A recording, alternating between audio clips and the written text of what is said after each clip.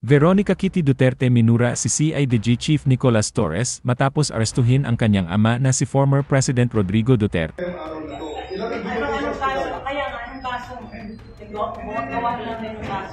Sabihin nyo kung saan siya dalahin. Tang ina ka.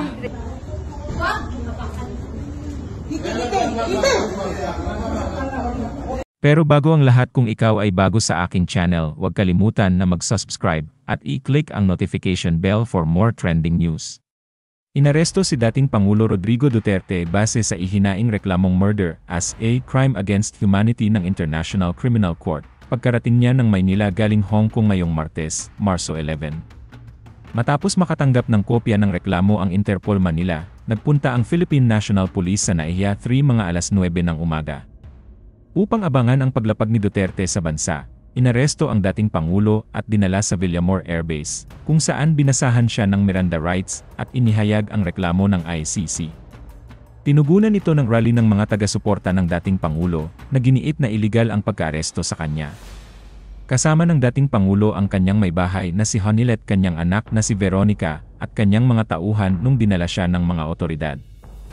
Bahagyang nagkaroon ng pagtatalo sa pag-aresto kay Duterte matapos na bigong magpakita ng arrest warrant ang Philippine National Police. Hindi naman napigilan ni Kitty Duterte ang sarili sa pagmumura kay Torre matapos ang paulit-ulit na pagtanggi nito sa impormasyon kung saan nila dadalhin ang kanyang ama. Sa video na in-upload ni Kitty sa kanyang Instagram, ipinakita ang pakikipagtalo ni dating Executive Secretary Salvador Medialdea kay Torre tungkol sa utos na ilipat si Duterte sa eroplano.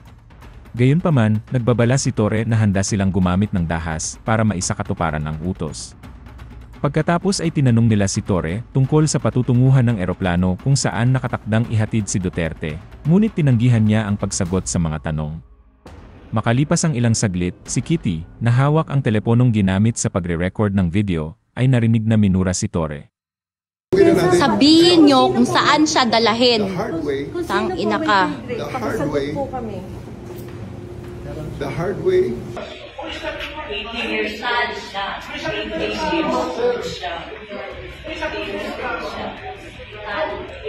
years old siya. Walang kaso. 80 years old siya. Ilang sa Filipino ang nahuli kayong araw na to? Ilang Anong kaso? Kaya nga, anong kaso? Gawa lang na yung kaso. Kung kayo lang, sir, ilang Filipino ang binukay, ilang presidente na namumuk. So that means that you are banking on the inequality of the law because of the status of the person. Anong kasalanan ko?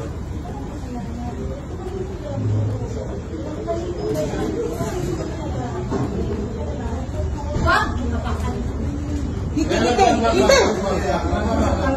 Huwag mo sa tayo baka. Hindi! Kasunod. Akin na yung anak ko! Akin na yung anak ko! Akin na.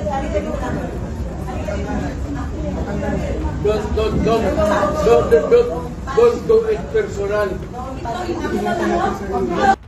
Buhay ko, sir. Buhay ko, sir.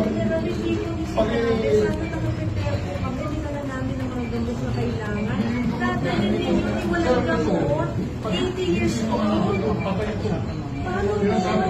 Dati pinasama niya yung doktor niya. Sir, please. Sir, this is a police operation. Ulitin natin ang sir. Sandali muna. What to square one? Earlier this saying, I place the former president under arrest. Tayo matanda. Kailangan si Jen. And Yan. Nag-uusap na dito. sabi mo sir, 8 o'clock sir eh. 8:30 na sir. May hinihintay ako na anak. Hindi, siya. On record. On record. Ako ang humingi ng record. Ang anak mo pupunta dito.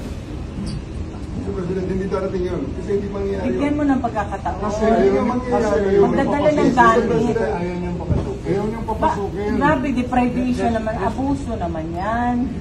Hayaan mo lang makita nila ang tatay nila. 80 anyos. Kung gano'n, okay lang. Kung hindi niyo papasukin, make it clear. Yes sir, hindi papasukin sir. Hindi ninyo, ikaw, Yes, sir. Hindi mo Upon my order. Hindi mo pinapasok. Yes, sir. Upon my order, sir. Ang sabi ko, ang abogado ko, ang anak ko na babae. They can visit you at your detention center, sir. Kagabi ay isinakay na si Duterte sa isang jet na nakatakdang lumipad sa The Hague sa Netherlands kung saan mahaharap si Duterte sa paglilitis sa ICC. Sumisigaw ang mga taga-suporta ng Duterte at mga anti-riot policemen ay nasa vicinity ng Villamor Air Base bago umalis ang eroplano. Sinabi ni Attorney Martin Delgra na sumakay si Duterte sa eroplano bandang alas 9 ng gabi. Kasama niya si dating Executive Secretary Salvador Medialdea, isang nurse at isang personal assistant. Sinabi ni Delgra, isang abogado ng dating Pangulo, na bawal silang lumapit sa eroplano. Bago ang kanyang flight sa Netherlands, hinarap ni Duterte ang kanyang pag-aresto sa pamamagitan ng isang Instagram live ng kanyang anak na si Kitty Duterte.